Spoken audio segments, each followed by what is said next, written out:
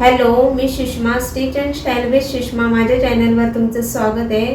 ज्यांना शिवणकामाची आवड आहे आणि शिवणकाम करायला शिकायचं असेल तर मला तुम्ही जॉईन होऊ शकता, मला तुम्ही फॉलो करू शकता. त्यासाठी मला सबस्क्राईब करायचं आहे, म्हणजे तुम्हाला माझे व्हिडिओ स्टेप बाय स्टेप मिळत राहतील. तर आज आपण मेजर टेपची ओळख करून घेणार आहे. तर मी शून्यापासून शिवण क्लासेस स्टार्ट केले आहे. शून्यापासून म्हणजे शिवणकामासाठी लागणाऱ्या साहित्यापासून ते मशीन कुठली निवडायची आहे असा मी स्टेप बाय स्टेप व्हिडिओ केलेले आहे. तर हे व्हिडिओ माझ्या चॅनलवर तुम्हाला मिळून जातील. तर आज आपण मेजर टेपची ओळख करून घेणार आहोत. तर मेजर टेप म्हणजे मेजर टेप माप कशी असतात आणि ती लिहिली कशी जातात याची मी ओळख करून देणार आहे. तर महत्त्वाची जी टूल लागतात घरातून जेव्हा शिवणकाम करण्यासाठी जे महत्त्वाची टूल लागतात ते मी सांगणार आहे. आणि महत्त्वाची जी असते ती मेजर टेप, त्याची मापं कशी असतात आणि कशी लिहिली जातात ते मी दाखवणार आहे. तर चला तर मग आपला क्लास कंटिन्यू करू. तर व्हिडिओ तुम्हाला शेवटपर्यंत बघायचा आहे. घरातून शिवणकाम शिकते वेळेस या महत्त्वाच्या वस्तू लागणार आहेत आपल्याला. मशीन तुम्ही तुमच्या आवडीप्रमाणे निवडू शकता. मशीनचा मी व्हिडिओ माझ्या चॅनलवर केलेला आहे, तो तुम्ही जाऊन बघू शकता. तुम्हाला तुमच्या आवडीप्रमाणे मशीन घेऊ शकता. तर ही अशी टेलर कैची आहे, ही मास्टर कैची आहे. ही हाताळणं खूप अवघड जातं, तर तुम्ही अशा प्रकारची कैची घेऊ शकता. ही हलकी कैची आहे आणि कपड्यालाही व्यवस्थित लागते. आणि पडली, मशीनवरून पडली तरी याची धार जात नाही. अशा प्रकारची कैची असते, त्याची मशीनवरून पडली तर धार जाते. तर ब्लॅक अँड व्हाईट दोरा घ्यायचा आहे. पहिला वापरते वेळेस तुम्ही ब्लॅक अँड व्हाईट घेऊ शकता, त्यानंतर तुम्ही मॅचिंगचा वापरू शकता.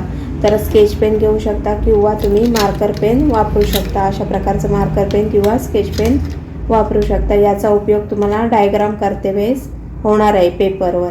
तर पेपर तुम्ही न्यूजपेपर वापरू शकता. हा बघा असा मी ठेवला आहे.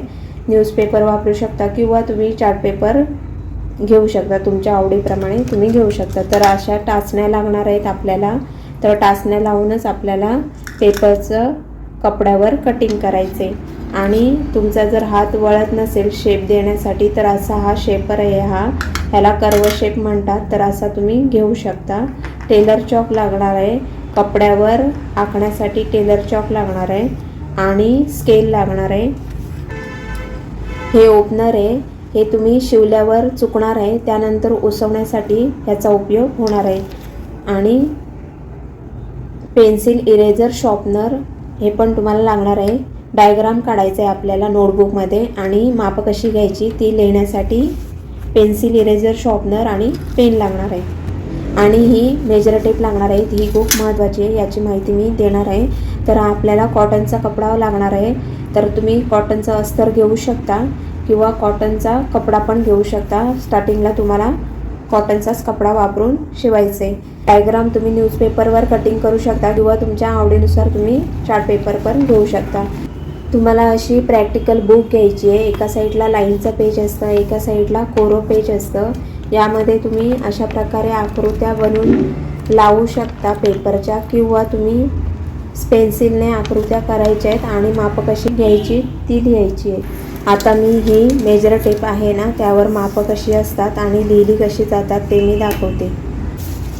तर पूर्ण मेजर टेप बघा, स्टार्ट बघा होते. या मेजर टेपला 2 बाजू असतात. तर या साईडला ब्ल्यू बाजू आहे आणि ही व्हाईट बाजू आहे. कलर बघा. तर मेजर टेपची ही सुरुवात आहे आणि हे टोक आहे ते शेवट आहे. दोन्ही साईडला आपल्याला प्लेटा लागलेल्या असतात. या साईडला मोठी प्लेट असते आणि या साईडला छोटी प्लेट असते. तर या साईडने आपल्याला इंचामध्ये नंबर असतात. तर दुसऱ्या साईडला अपोजिट साईडला ब्ल्यूमध्ये इथे सेमीचे नंबर आहेत. तर ह्या साईडला इंचाचे नंबर आहेत. तर आपल्याला इंचामध्ये शिकायचं आहे. मेजर टेप पूर्ण बघा. पूर्ण मेजर टेप इंचामध्ये 60 इंचापर्यंत असते. 57, 58, 59, 60. तर अशी 60 इंचाची पूर्ण मेजर टेप आहे. आणि सेमीमध्ये म्हणाल तर इथून सेमीचे नंबर जे आपले स्केलवर नंबर असतात तेच सेम इथं सेमीचे नंबर असतात. सेमीमध्ये पूर्ण मेजर टेप इथून स्टार्ट होते आणि ह्या साईडला शेवट होते बघा. ह्या साईडला 150, 151, 152 आणि 153. तर बघा 1.5 मीटरची पूर्ण मेजर टेप असते. 150 म्हणजे 1.5 मीटर आणि 1 मीटर म्हणजे 100 सेमी. जेव्हा आपण बाजारामध्ये 1 मीटर कपडा आणायला जातो तेव्हा या सेमीने मोजला जातो. तर हे जिथं सेमी आपले बघा 100 नंबर येतो तिथे 1 मीटर हा कपडा होतो. आणि इंचामध्ये बघा 100 सेमी म्हणजे 39 इंच. मी तुम्हाला दाखवते. इथे बघा 100 नंबर आहे, त्याच्यासमोर आपले 39 इंचाचा नंबर आहे. हे इंचाचा नंबर आणि हा 100 नंबर. तर 39 इंच म्हणजे 100 सेमी हा 1 मीटर कपडा इथपर्यंत मोजला जातो. आणि 150 म्हणजे 1.5 मीटरची पूर्ण मेजर टेप आहे. तर 12 इंच म्हणजे 1 फूट असतं. 12 पंचे 60 म्हणजे पूर्ण मेजर टेप ही 5 फुटाची आहे. फुटामध्ये म्हणाल तर इंचामध्ये पण मी सांगितलं आहे, मीटरमध्ये पण सांगितलं कसं असतं ते, आणि फूटमध्ये पण मी सांगितलं आहे की 12 इंच म्हणजे 1 फूट. 12 पंचे 60 म्हणजे पूर्ण मेजर टेप 60 इंचाची आहे. 12 पंचे 60 म्हणजे 5 फुटाची ही मेजर टेप आहे. तर मी हे नंबर कसे मोजतात ते दाखवते आणि लिहितात कसे ते पण दाखवते. तर बघा इथून हा जेव्हा माझ्याकडे नवीन शिकायला येतात तेव्हा त्यांना वाटतं इथून मेजर टेप स्टार्ट होते. हा जो ॲरो आहे ना त्यापासून, पण तसं नसतं. ही स्टीलची पट्टी लागली आहे तिथून आपली मेजर टेप स्टार्ट होते. तर इथून हा 1 इंच 2 इंच 3 इंच हे सगळ्यांना माहिती असतं, पण 1.25 इंच पाऊण इंच 2.25 पावणे 2 वगैरे हे कळत नाही आहे. म्हणून त्यासाठी मी मेजर टेपवर मापं कशी मी जेव्हा सांगणार आहे 1.25 इंच पाऊण इंच वगैरे ते कळण्यासाठी हे मेजर टेपची मी मापं सांगते आहे. इथे बघा 1 इंच हा पूर्ण इथून इथपर्यंत त्याचा अर्धा भाग केल्यावर हा अर्धा आणि हा अर्धा मिळून 1 इंच होतो. आणि त्याचा अर्धा भाग केल्यावर पाव इंच, हा पाव आणि हा पाव. तर पाव इंचाचं म्हणजे 2 लाईनीचं जे अंतर असतं, म्हणजे ह्या 2पासून जर एवढं अंतर मोजलं हे पाव इंचाचं अंतर आहे. आणि अर्धा इंचाचं म्हणजे इथून ते इथपर्यंत हे अर्धा इंचाचं. आणि 1 इंचाचं म्हणजे इथून ते 1 इंच. तर हे तुम्हाला कळेलच. तर 1 इंच हे कळणार आहे. त्यानंतर बघा आपल्याला जेव्हा पाऊण इंच 1.25 इंच 1.5 इंच घ्यायचं असतं तेव्हा सांगते. तर हे आपलं 3 पावचं अंतर असतं. इथे 1 पाव 2 आणि ह्या 3 ही अर्ध्याची लाईन आहे. आणि हा इथे पुढे पाव 2 लाईनी आहे. तर हे पाऊण इंच आहे, ह्याला पाऊण इंच म्हणतात. आणि 1.25 इंच म्हणजे 1च्या पुढे पाव इंच, याला 1.25 इंच म्हणतात. तर त्यानंतर बघा 1.5 इंच इथून पुढे 1च्या पुढे अर्धा इंच, याला 1.5 इंच म्हणतात.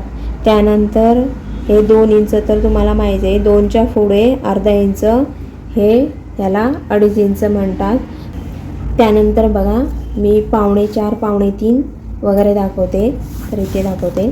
तर 2.5 वगैरे तुम्हाला कळालं. इथे 1.5 होतं, इथे 2.5 होतं. म्हणजे 1च्या पुढे अर्धा लाईन 1.5 इंच आणि 2च्या पुढे अर्धा लाईन हे 2.5 इंच.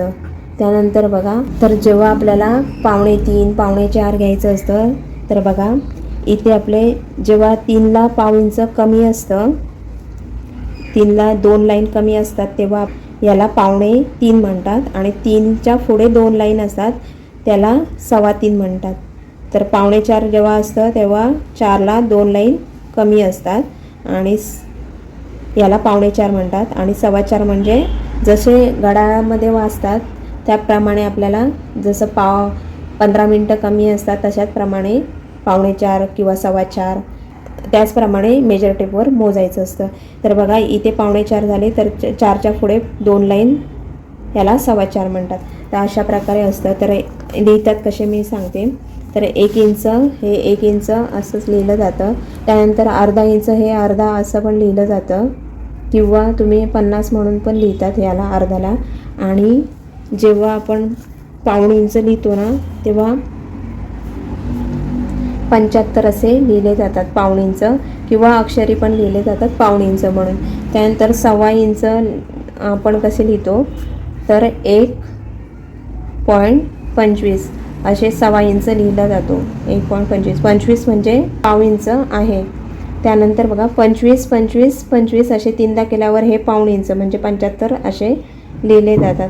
आता 1.5 इंच 1.50 पण लिहिले जातात, किंवा 1 असं अर्धा पण असा पण लिहिला जातो.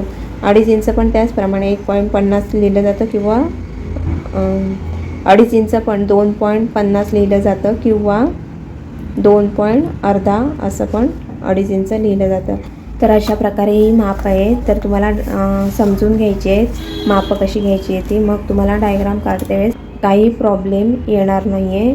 तर तुम्ही हा व्हिडिओ जर कळाला नसेल तर तुम्ही परत बघायचा आहे, म्हणजे तुम्हाला माप समजून घ्यायची आहेत. नाही कळायला तर मला कमेंटमध्ये विचारायचं आहे.